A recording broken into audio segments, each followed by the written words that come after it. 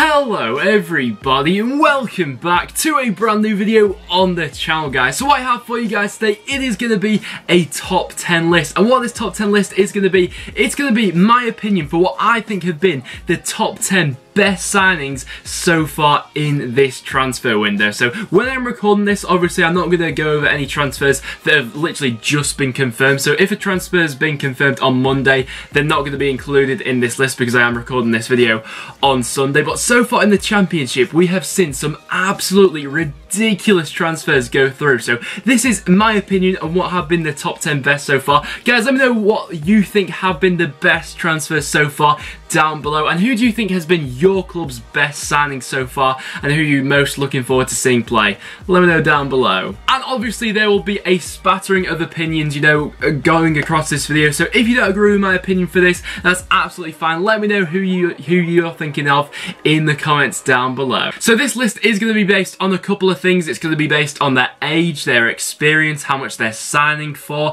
and the potential they actually have to improve the squad they're going into. So there's quite a lot of factors that I've taken into consideration when constructing this list, and as well as that, I've got to know a bit about the player. So if a completely unknown player has come into the Championship, chances are I'm not going to be including them on this list because, like I said, I don't know that much about them. And just before we do get into the video, guys, I think it does go without saying really that all my best wishes do go towards Callum HudsonOdoi, who, of course, if you don't know, the other day he was diagnosed with acute leukemia, which I mean, it doesn't really matter in these sort of situations who you support, you know, but obviously it goes without saying that I wish him all the best, and it's nice to see the, you know, the amount of support he's been given really from different fans and different players from all over the country, and like I said, I wish him all the best. So coming into the list at number 10, it is going to be Sean Maguire, who has signed for Preston North End. Now I know a lot of people are going to say I'm being biased about this one, but honestly, from seeing his track record and from watching some of the highlights of Sean Maguire lately, he's been on absolute fire, and albeit he has been playing in the Irish League, but in my opinion this is just the sort of player that Preston were crying out for last season. I mean, towards the tail end of last season we really did seem to go off the boil, and a large majority of that really was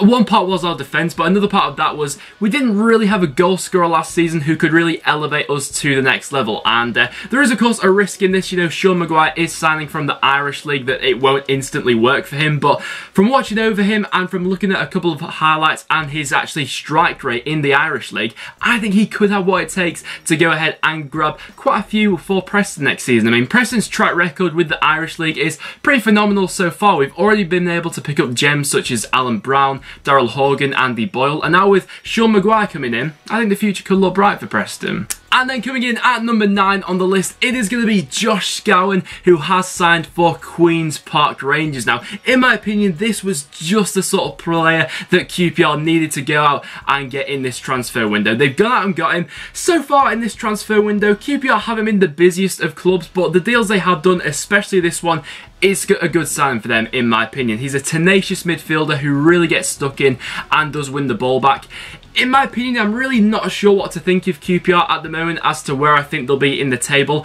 And if I had to make a prediction now, I'd say they were probably going to be hovering in around the lower regions of the table, but they needed a player like Josh Scowen in, and if this is a sign of more things to come from QPR, it might not be a bad one for them. The only bad things about him is he does get quite a few cards. I think he got 8 yellow cards and 1 red card last season, so discipline is a little bit of a problem for him, but in terms of blocking and tackling, he's one of the best in the league. And then from one central midfielder to another, coming in at number 8 on the list is going to be Emir Hughes, who has signed for Ipswich Town. Now, Hughes, in my opinion, this is a fantastic deal for Ipswich. Toward for the second end of last season, he was actually on loan at Ipswich, and during that loan spell, he was highly successful, in my opinion. He played 13 games for them, and in those 13 games, he managed to go ahead and grab 3 goals and get 1 assist as well. Considering as well, he's only 23 years of age, he's got bags of potential to grow into, and Ipswich have been quite impressed with it, actually. Some of the deals they've actually managed to do so far in this window. In my opinion, they have improved from their squad last season, and a big part of that is getting Hughes back in. Then for number 7 on the list, it is going to be George Boyd, who has of course signed for Sheffield Wednesday. In my opinion, this is a great transfer for them, and probably actually a very low risk transfer. I mean, they're getting a player in George Boyd who is highly experienced in the Championship. His track record in the Championship is pretty phenomenal, really. He was an integral part of Burnley's promotion squad when they were promoted, and his time at Peterborough as well. He was highly successful there. They're signing him on a free transfer, so what could really go wrong with him? You know, if he does manage to flop, they've not really lost out on anything with him, but in my opinion, he won't be a flop. The only thing that could go wrong with this is if he does have a couple of fitness issues. Obviously, he is 32 years of age, but the style of play that George Boyd is, I think he'll fit into this Sheffield Wednesday side and how they like to play, and he's only going to add to them from what they already had last season. Then coming in at number 6 on the list, it is going to be Curtis Davis,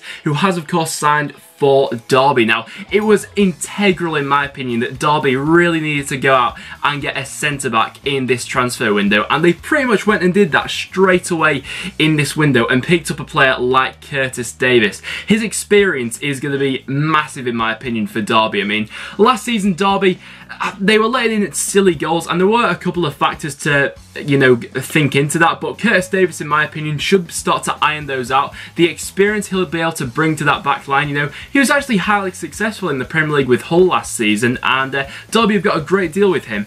He's a great leader, a great defender, and he is 32 years old, but honestly, I think he'll be a good signing. Then coming in at number 5 on the list, it is going to be Famara Diédhiou. I believe I'm pronouncing that right. Obviously, Bristol City's new acquisition coming in, the new striker they have just signed. Now, I am going to include him on the list because, honestly, I'm looking forward to seeing what this guy can actually bring to the Championship. And from looking over at some of the goals he's scored in Ligue 1, I think his strength could be transferred to the Championship quite well, actually. He's a very physical striker, which I think will bode well for him in quite a physical league. And as well as that, he's got a great eye for goal. Some of the goals I've seen him score have been absolutely fantastic, and if he can translate that into the Championship, Bristol City will have an absolute gem on their hands, obviously. Bristol City's track record with strikers in the Championship is pretty phenomenal, I think it's fair to say. You know, in their past 2 seasons, they've had both Tammy Abraham and Jonathan Codger, so if this guy can be anything like their previous 2 strikers, he'll be an absolute gem for them. They are picking him up for a fee in the region of about £5 million, so he wasn't cheap for them, but if he can deliver what his potential is, he'll be a great signing for them. And then guys, this is where the list gets really interesting. So coming in at number 4, it is going to be David Stockdale, who has of course signed for Birmingham City. Now, Birmingham so far in this window have been really busy. I mean, it's Harry Redknapp, I suppose that is to be expected with him, but he really does seem to be splashing the cash on this Birmingham side and really wants to elevate them to that next level. And one player I think will definitely help in them doing that is David Stockdale. I mean, last season he was in the Championship's Team of the Season. He got the best goalkeeper accolade, which is pretty phenomenal, I think it's fair to say. And Birmingham's defence in general, you know, really seems to have stepped up in this transfer window. They have of course also signed Mark Roberts from Barnsley, which is a fantastic signing. But if you do cast your mind back to last season, think about how many points David Stockdale actually managed to save for that Brighton side. He's got experience in being promoted as well, so he knows what it takes, and overall I think it's a very good signing for Birmingham. Then coming into the list at number 3, it is going to be Johnny Howson, who has recently signed for Middlesbrough. He is of course arriving from Middlesbrough, arriving from Norwich, and I think this is a pretty good transfer for them. They were in need of someone to anchor that midfield, and not many more players have more Championship experience than Johnny Howson. In what was a pretty average Norwich side last season, he managed to go ahead and grab 6 goals and 7 assists from central midfield. He's a player who will get stuck in. He's a box-to-box midfielder who I think suits the game of the Championship and probably actually has the potential to still go on and play in the Premier League. So for that reason, I think Gary Monk will be able to get the best out of him at Middlesbrough, and Johnny Howson for Middlesbrough, that's a good sign in my opinion. And then coming in at number 2 for what in my opinion has been the second best signing in this transfer window so far, that is going to go to John Terry, who has of course recently signed for Aston Villa. I mean, this was pretty mad when it came out really. John Terry had a lot of options as to where he was going to go, you know, whether he was going to go to America, to China. There were also other Premier League clubs who were chasing his signature, but in the end it was Aston Villa which has been his destination. And in my opinion, he obviously offers so much more than actually what he's going to be able to do for Aston Villa on the pitch. He is 36 years old, so obviously he's not going to be able to play every game for them. I think that's pretty obvious to say, but the things he'll be able to offer to their younger team, the experience he's actually bringing to this Aston Villa side, I think it is pretty fair to say that Villa probably do have one of the strongest, if not the strongest squads in the Championship at the moment, and John Terry has just been able to bolster that squad, and with his experience, you know, he's not going to accept being second best this season. John Terry is going to want Villa to be the best, and they're going in the right direction for that at the moment. And then coming in at number 1, I mean, it could only be one player. Of course, it is going to be Ruben Neves, who has recently signed for Wolves. I mean, I just couldn't believe this one. This is just an absolutely phenomenal transfer for the Championship. He signed from Porto for a fee, I think in around about £15.8 million. I mean, for a Championship club to be spending that sort of figure is pretty phenomenal. But Ruben Neves is without doubt a player with abundances of quality already and potential. He's already been a Champions League captain when he was 18 years old, and now 20 years old, he's got time to grow. He's signing on a massive contract for Wolves, and if it wasn't to work out, I mean, no doubt they'll be able to get a massive resale on him. But the way Wolves are going at the moment, it is pretty scary. I mean, their options going forward and in midfield now, it's looking pretty great for Wolves at the moment. Where do you guys think Wolves will finish this season? Let me know down below. In my opinion, they're probably still short of a player or two, especially a striker, in my opinion. But Ruben Neves, I mean, what a signing for them. So there you have it, guys. That will wrap it up for this video, and there were my top 10 signings so far in this transfer window for the Championship club. So if you did agree with my list or disagree, let me know down below. Also as well, who has been your club's best signing so far